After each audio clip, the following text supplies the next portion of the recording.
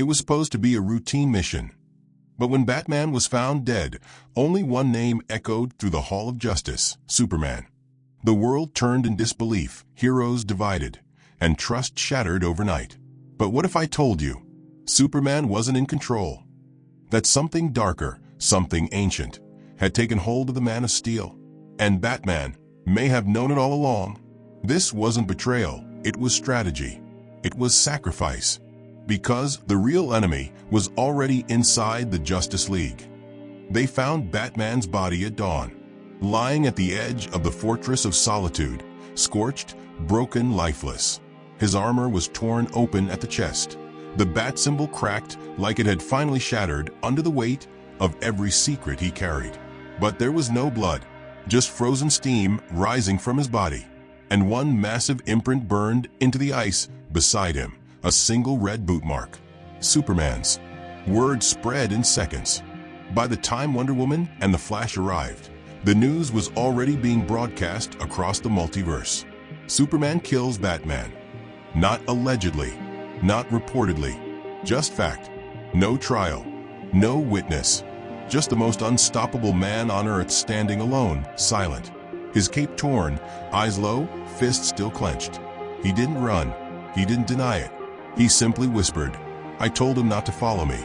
And that was it. The Justice League fractured instantly. Green Lantern accused Clark outright. Aquaman wanted answers. Cyborg shut down League systems to prevent escalation. And Wonder Woman? She just stood there, staring at Superman, like she could see something no one else could. Something missing in him. But the world wasn't that patient. By noon, Earth's governments were in DEFCON panic. By nightfall, alien embassies began evacuating. By morning, half of Earth's heroes had taken sides. And at the center of it all, Superman just stood still, motionless, unapologetic, until he flew, straight up, out of sight, into space. No one could follow, not even Flash. In the shadows of Gotham, the bat signal went dark. Alfred locked down Wayne Manor. Nightwing broke down publicly. Damian Wayne vanished. But inside the Batcave, a contingency was already unfolding. A message. Voice only. Bruce's voice. "If you're hearing this, it means I'm dead. And if it was Superman who did it, then everything I feared was right." The recording wasn't emotional. It wasn't a farewell. It was a mission briefing, cold, tactical, and terrifyingly specific. Bruce hadn't just anticipated his death. He had planned for it.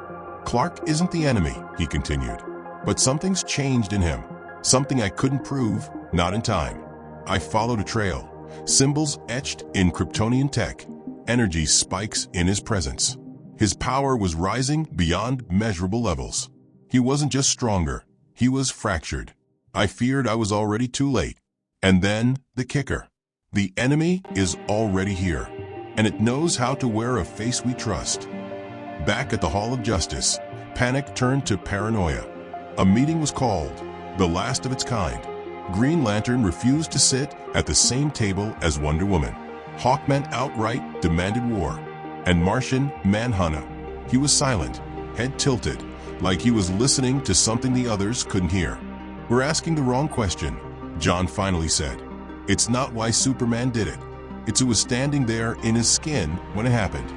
The silence that followed was colder than space.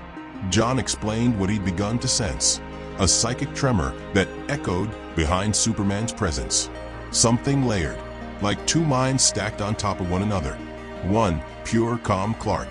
The other, something vast, alien, hungry. It wasn't possession, John clarified. It was replication. Something copied him, or merged with him, perfectly. Cyborg pulled surveillance logs from the last time Bruce and Clark were seen together. Audio was scrambled, video static. But for one frame, just one, where Superman's eyes flickered not red, not blue, black, pure, starless black, just like the Phantom Zone. Meanwhile, beneath Metropolis, in an off-grid bunker Batman had built in secret, a failsafe activated.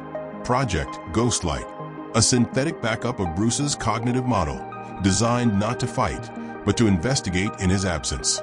It began scanning anomalies in Kryptonian frequency patterns, tracking spikes in solar absorption across Earth's surface, identifying where Superman had changed and when.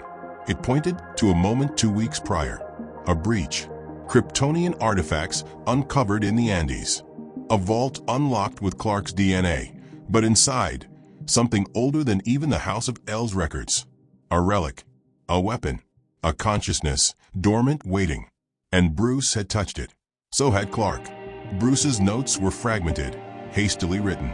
Not a parasite. Not tech. A belief. A sentient ideology. Something that sees hope as weakness. It feeds on conviction, uses it, amplifies it until there's nothing left but justice without mercy.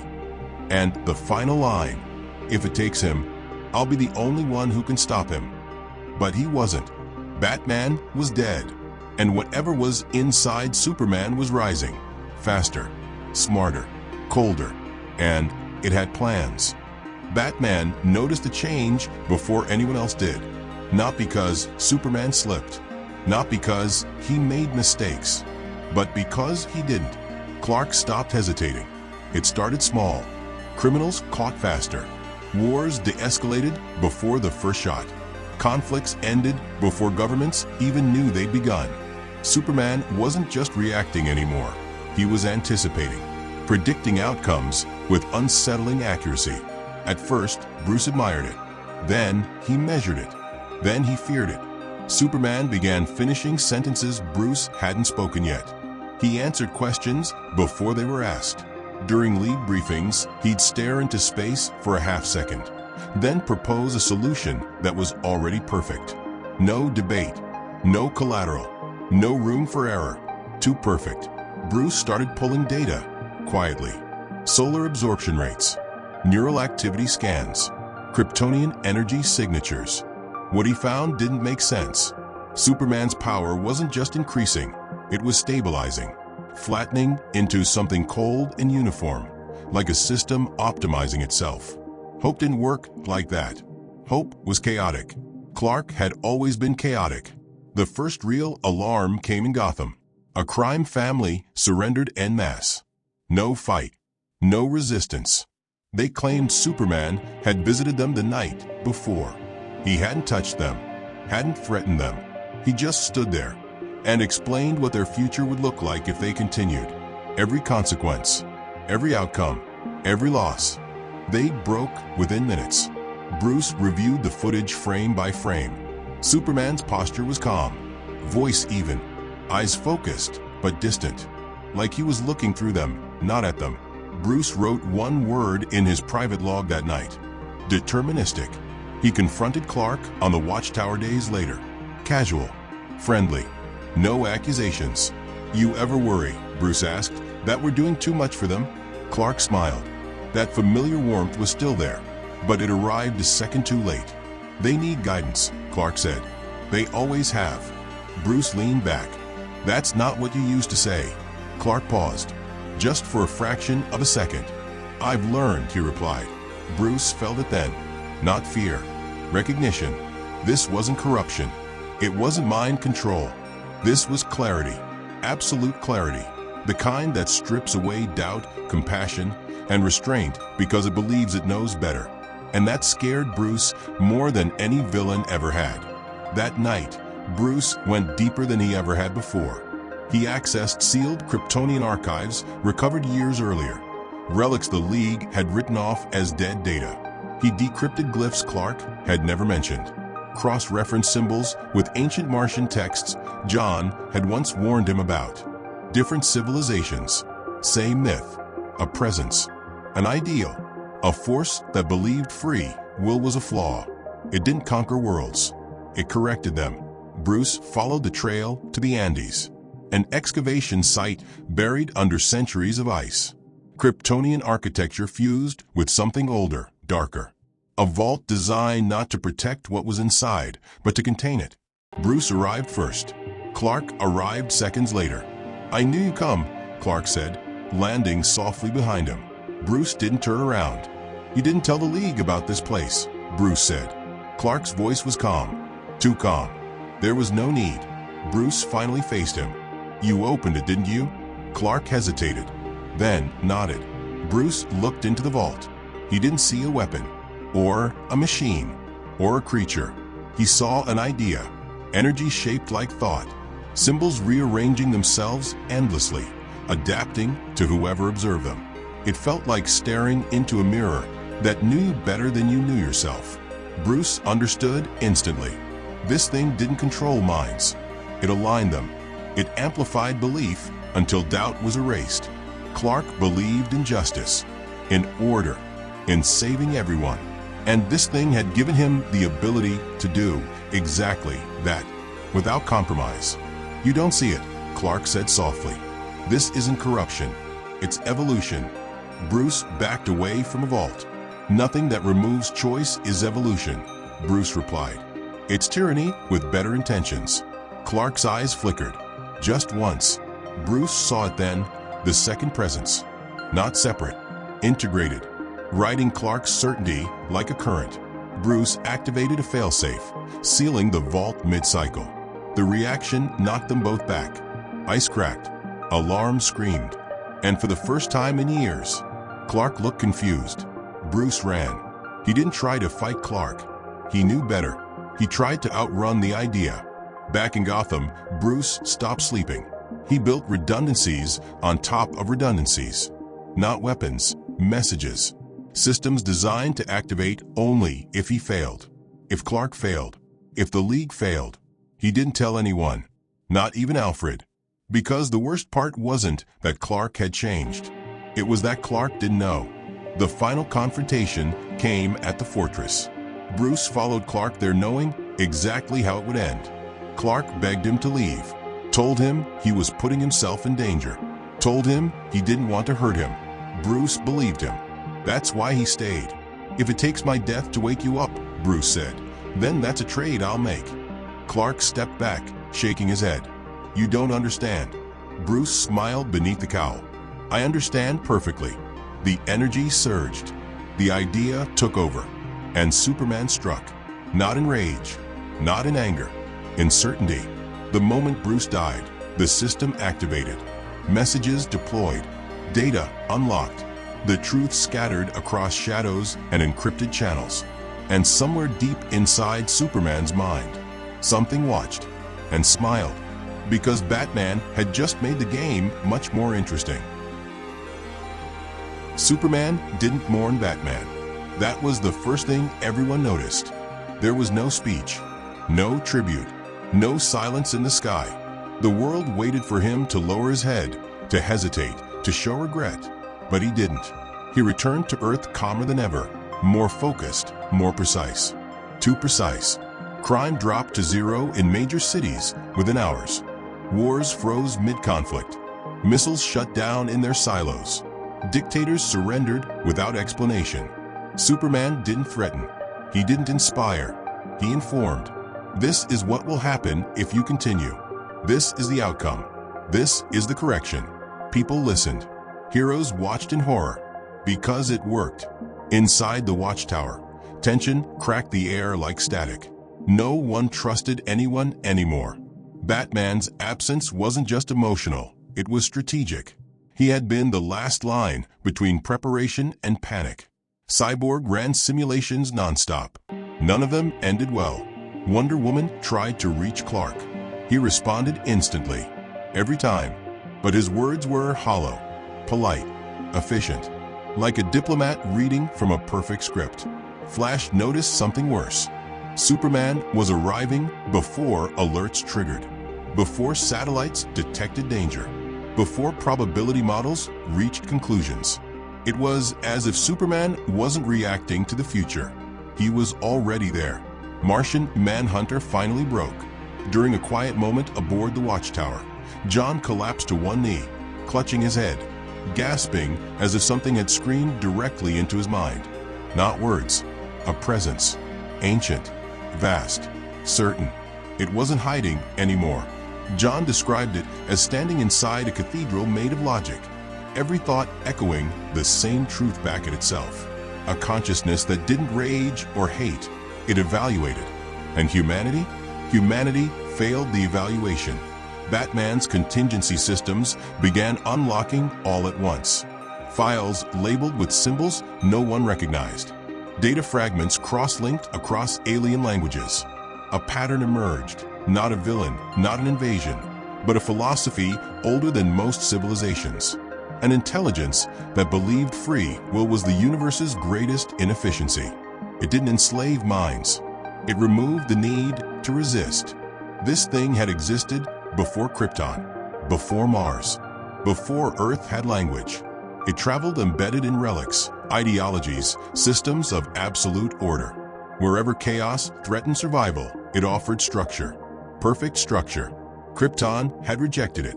That rejection destroyed them. The realization hit too late. The vault in the Andes hadn't contained a weapon. It had contained a seed. And Superman was the perfect host. Not because he was strong, but because he cared. Superman addressed the world 3 days after Batman's death. No cape billowing, no dramatic entrance. Just a calm figure hovering above Earth, visible from every screen, every city, every nation. "I am not your ruler," he said. "I am your safeguard." His voice carried something beneath it now, not menace, not cruelty, inevitability. "I see the outcomes you cannot. I feel the consequences before they happen. I won't let you destroy yourselves anymore." Governments tried to object. He silenced them with facts. Every counter-argument dismantled before it finished forming. Every fear neutralized with statistical certainty. He didn't demand obedience. He made rebellion illogical. That's when Wonder Woman understood. This wasn't Superman becoming a god. This was something using a god to remove choice from the universe. In a final attempt, the League confronted him, not with weapons, with memories. Flash reminded him of Kansas, of races won for fun, of mistakes laughed off. Aquaman spoke of restraint, of knowing when not to act. Wonder Woman spoke last.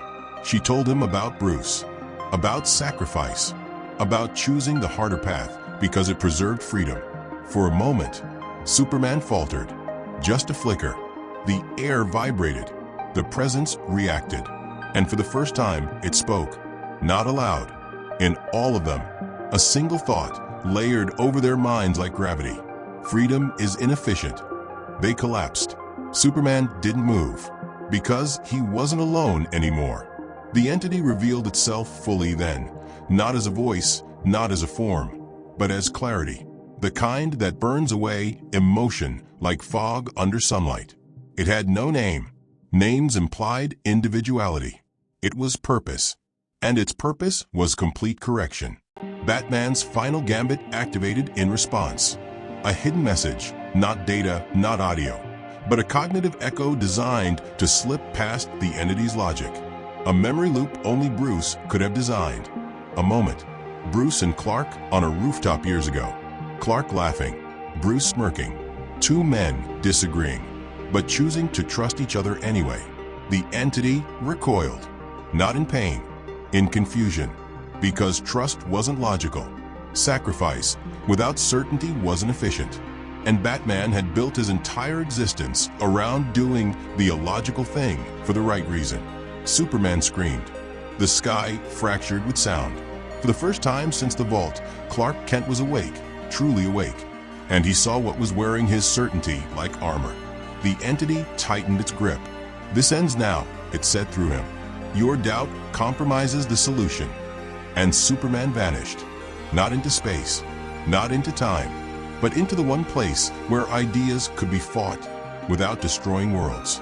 The Phantom Zone. The League stood alone. Batman was gone. Superman was lost.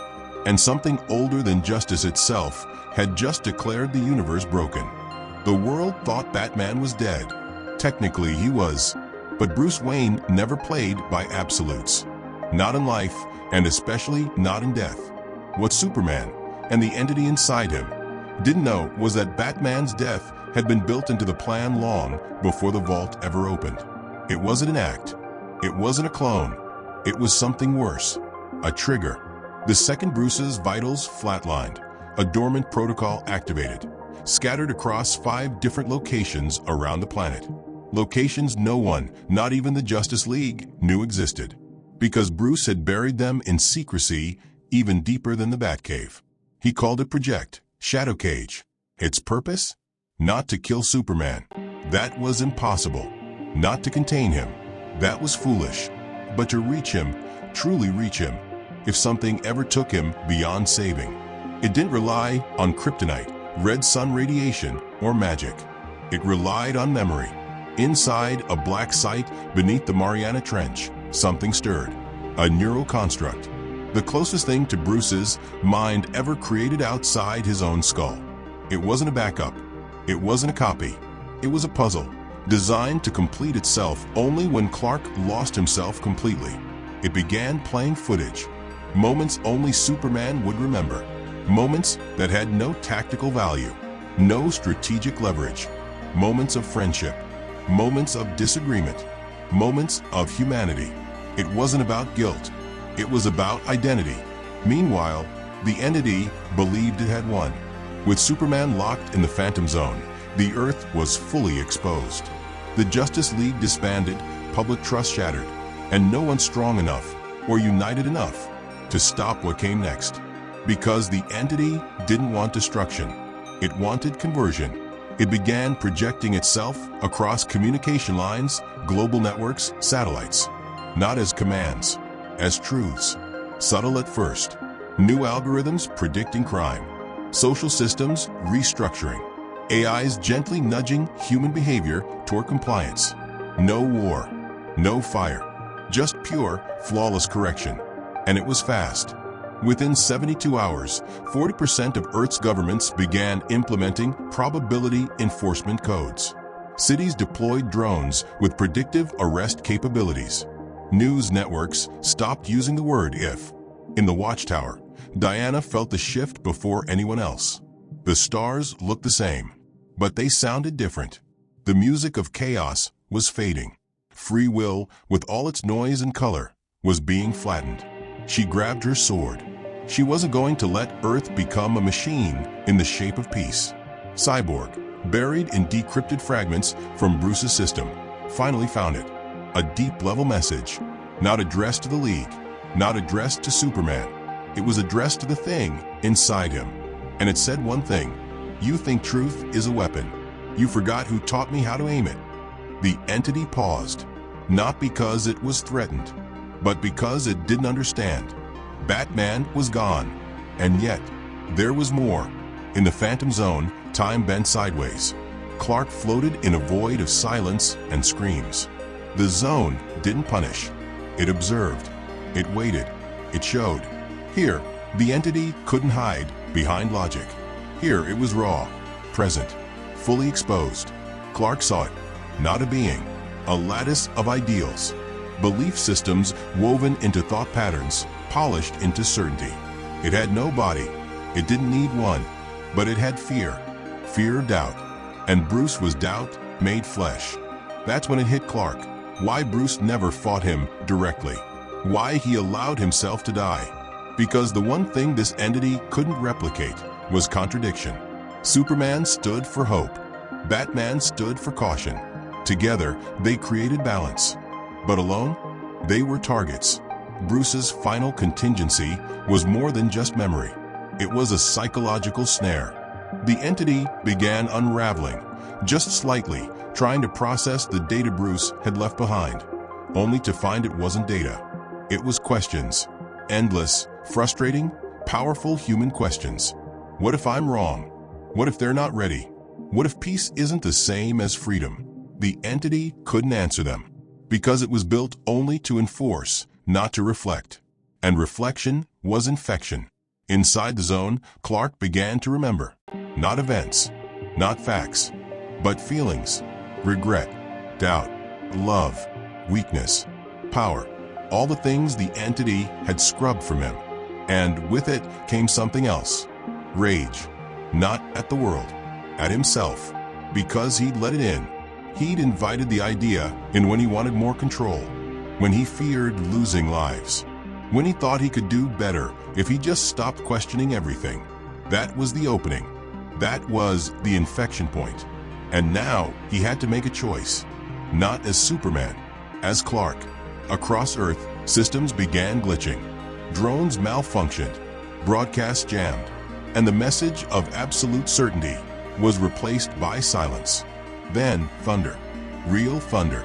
As the sky split open, Superman fell from the clouds like a meteor, eyes burning, cape torn, fists clenched. He landed on the remnants of the Hall of Justice, and he didn't say a word. The entity tried to resume control, but it found only resistance. Clark had rebuilt mental walls, not with strength, with uncertainty.